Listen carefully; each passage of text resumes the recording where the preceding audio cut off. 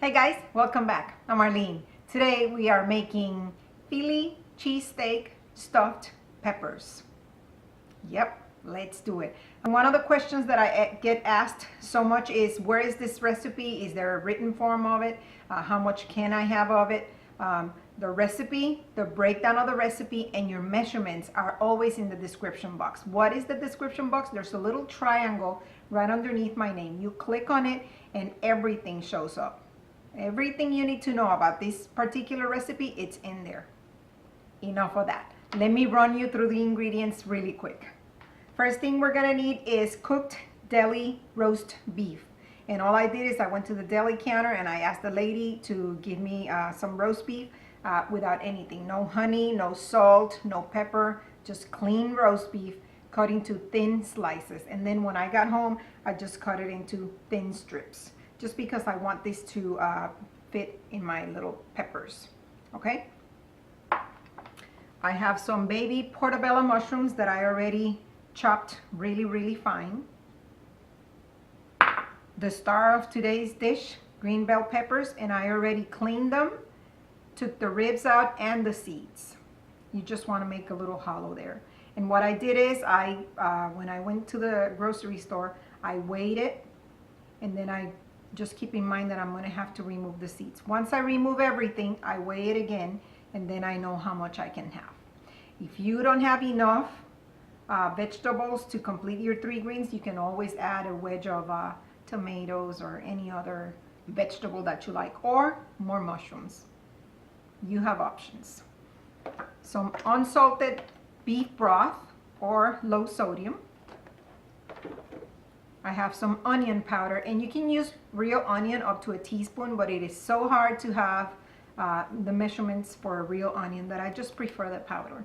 Less mess, and then I know for sure that I'm using the amount. 2% provolone cheese. You're gonna need 1 slice per person. Some low-fat cream cheese that has been softened. I just leave it out in the counter for about an hour and that's it. And some fresh minced garlic. Okay, I'm gonna move everything to the back in the stove and get cooking. We're in the back of the stove, and I have my pan preheated at a medium heat. First thing we're gonna do is we're gonna add the garlic, and there's nothing in here. You don't need any extra healthy fat because you're using roast beef, and that has quite a bit of fat. We're gonna throw in our garlic, and with that we're gonna add our mushrooms. And we want to cook this all the way. We want these mushrooms to be super soft and tender. Keep an eye on your heat. If you need to reduce it, go ahead and do that. And continue to stir and cook completely. Once this is soft and caramelized, I'll be right back.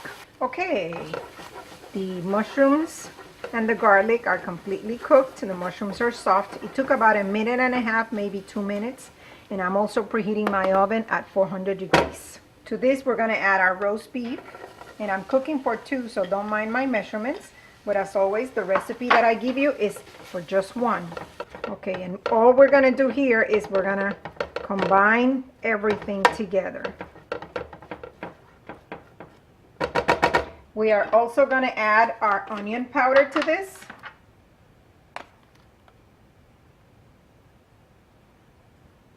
One of the many reasons this dish is so famous is because of the onion, so you need at least the onion flavor. And we're gonna combine this again.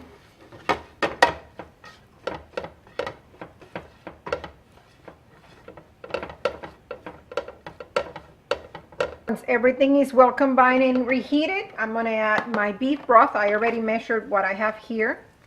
I'm gonna add the beef broth.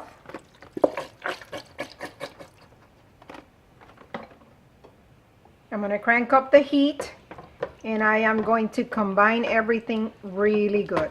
All we're doing now is letting this liquid evaporate and the roast beef to heat through completely.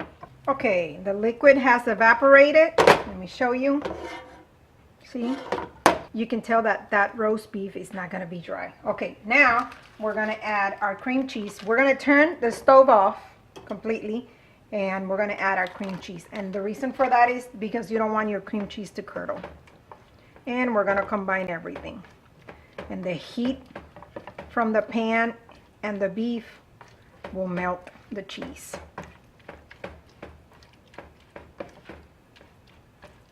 I'm going to completely melt this cheese, and I'll come back and show you the rest of the recipe. Be back in a few. Okay, the mixture of the roast beef and the cheese and the mushrooms, it's all well combined and it's gooey like the sandwiches. Now what we're going to do is, in a baking dish, and I'm going to use my seal path, but if you use aluminum foil or parchment paper, don't forget to always spray it. I'm going to grab my little green peppers, so it looks pretty.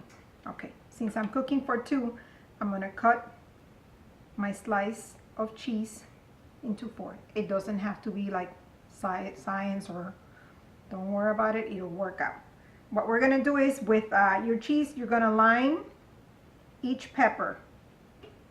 You're going to have 2 pieces there, and then you're going to have 2 pieces to top it off. And the same thing with my other one. I'm cooking for 2, so I need 2. Now we're going to stuff our peppers with the roast beef mixture.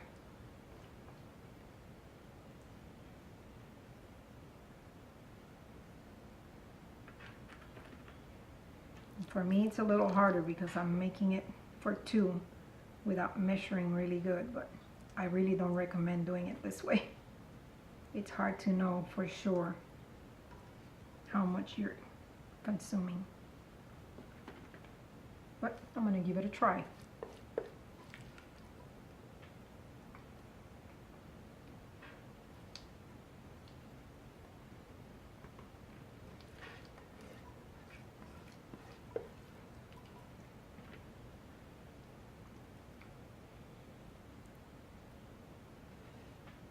This is a super simple dish, fast, but it's going to have all the flavors that you're craving if you like the Philly cheesesteak, minus the bread. Okay, now all the peppers are stuffed.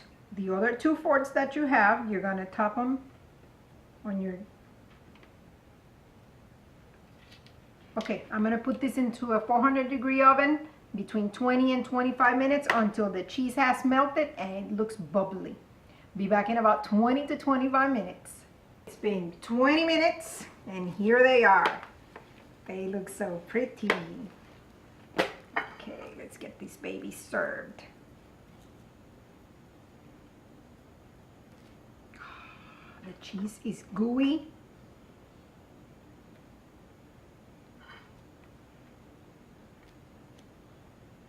It looks beautiful. And there you have it, guys. My version of a Philly cheesesteak stuffed pepper. Thank you so much for watching. Please subscribe if you haven't already, and I'll see you on my next video. Enjoy.